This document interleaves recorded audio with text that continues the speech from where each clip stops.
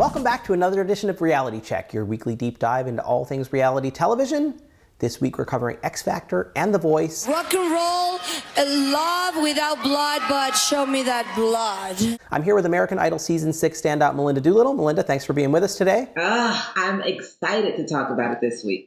And remember, your EP makes a lovely stocking stuffer. We've got to talk about The Voice Instant Save, the final instant save of the year. Not in a million years would I have anticipated that you would be tweeting on behalf of James Wolpert and I would be tweeting on behalf of Matthew Schuler. I know that I even wanted to marry or adopt Matthew. I get that. And I still love him. I still think he's the sweetest thing in the world and fabulous. But at the end of the day, I was like, well, we saved him last week, and in the hopes that he would do something that just blew us away again this week.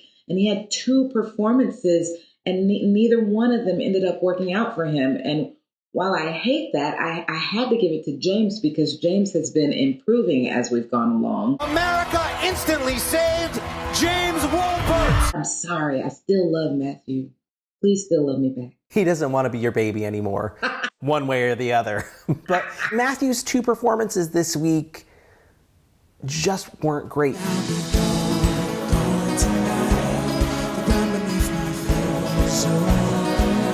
One Direction outsang him in like a 5-0 decision.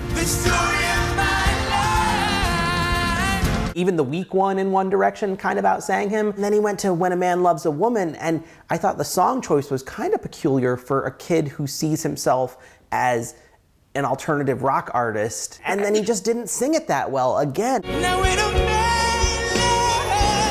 loves a woman.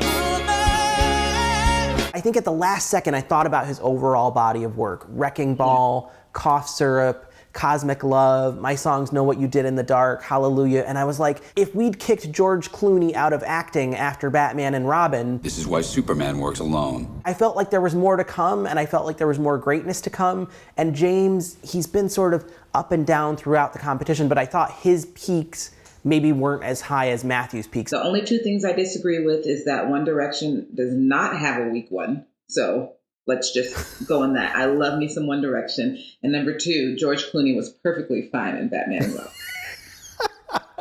Poison Ivy, why would she help Freeze escape? Well, she's definitely evil. I'm gonna get hate tweets because people are gonna be like, who do you think is the weak one? I don't know any of their names.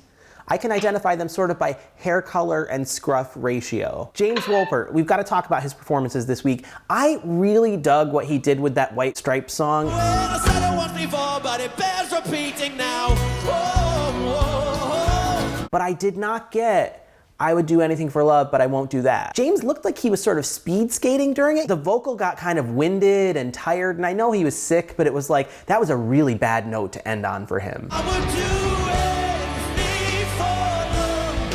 There'll never be no turning back. You know how I feel about them giving disclaimers about people being sick and all that kind of thing. James is sick, by the way, you guys. I don't know if you know this, but he's woke up this morning feeling like hell. These people are just tired. They're all tired. Their bodies are tired.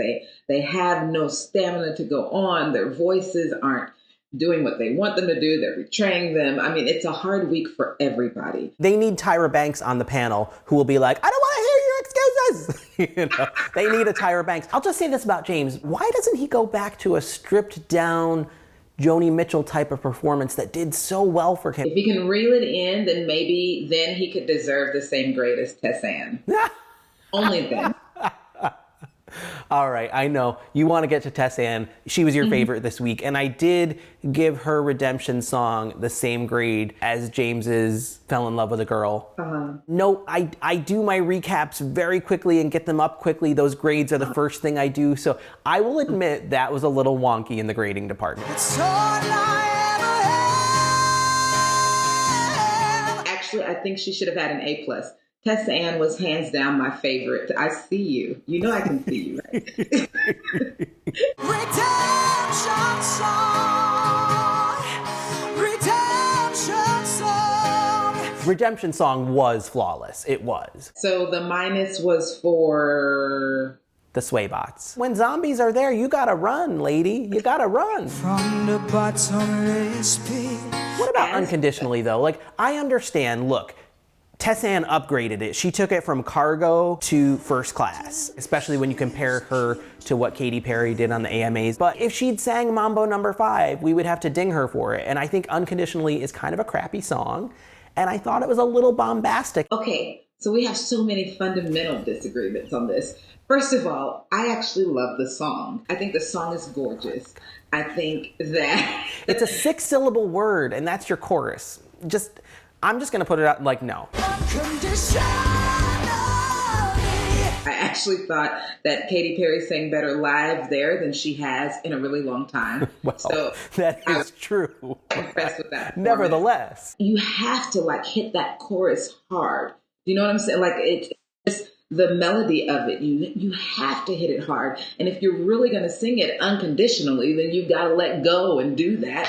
And I think she did. I think she did everything that the song has been aching for since it came out. She just, I don't know. I loved it. While we're in disagreement mode, my favorite this week was Jackie Lee. Just the first performance of Cry Baby.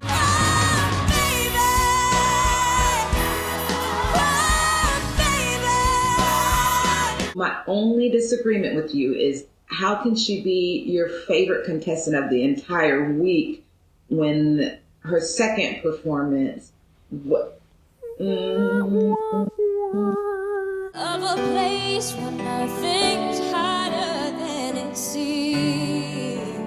Even though I agree the voice within, from a song choice perspective, is a little bit like, ugh. And from a vocal perspective, just pushed her voice a little too far throughout the whole song.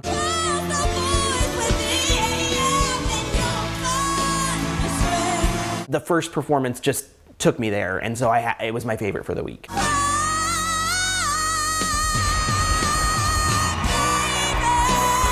While we're on the subject of the voice, let's check in super quick on Will and Cole. Cole, I need the guy who was cool and sang the Jeffersons theme and Miguel to come back, because that cover of Rich Girl was musical Lunesta. Say money, money won't get you too far.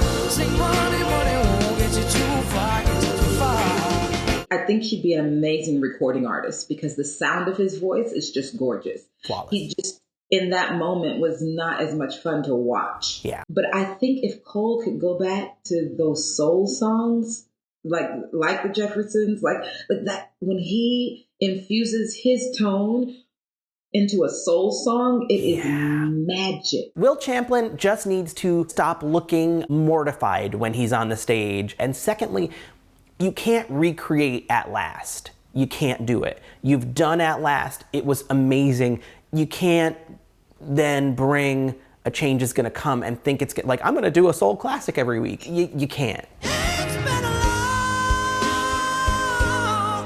long time coming. A Change Is Gonna Come, he actually sang well for the most part. Ish. It was the beginning though that threw me off when his lyrics, like if you don't sing I Was Born by the River, like if you don't sing that line, then you have not sung A Change Is Gonna Come for me. Like hands down, like it's just not the right song. There were times when I thought I'd do. I don't know, his face, for me, it's what he does regardless. Like even during the confessionals, I just think maybe it's the face he makes, and I don't know that we can tell him to change that. A change is going to come to your facial expression. All right, Melinda, let's jump into X Factor. We could go on about Paulina and her insanity. You are you! You are you. No more. You have old Chicago, Illinois. No more. You said he's got an oily nose. No, I didn't say oily. Oily. Stop it! More. Every time that I talk, he opens his nose. No more. Remember how I don't really discuss that one? Okay, that one. I'm like, is it booze? Is it pills? Is it a head injury? Ding. What's that? Is a machine that goes ding. I'm just gonna say it goes beyond language. Let's move There. on Yeah. to Alex and Sierra. Sonny and Cher. We have to talk about Alex and Sierra. Like they dominated this week on X Factor. They dominated it. Say something, I'm giving up on you. Say my name, say my name. Why can't you just tell the truth? If somebody said, then tell me who. Say my name, say my name. I loved the look on Kelly's face when she was just like, I mean, I really like this. I was really shocked, but you guys really actually pulled that off. When she's like, could it be that you are at the crib with another lady? Could it be that you are at the crib with another lady?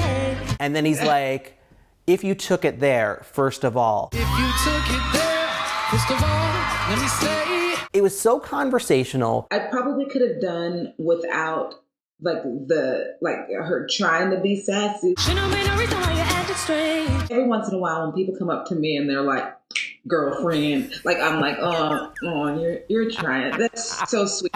And it had a little girlfriend on it for me, just a little bit.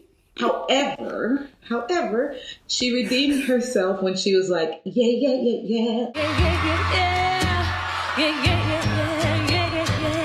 Listen, redeemed. You are redeemed. You can girlfriend me any day you like. Sometimes I put a little girlfriend on it in life. You know, I understand, Sierra. I understand. I'm Haley Steinfeld, and you're watching ENTV. Hi, my name is Kieran Shipka, and you're watching ENTV. Aubrey Plaza, ENTV. I just touched it with my mouth, sorry.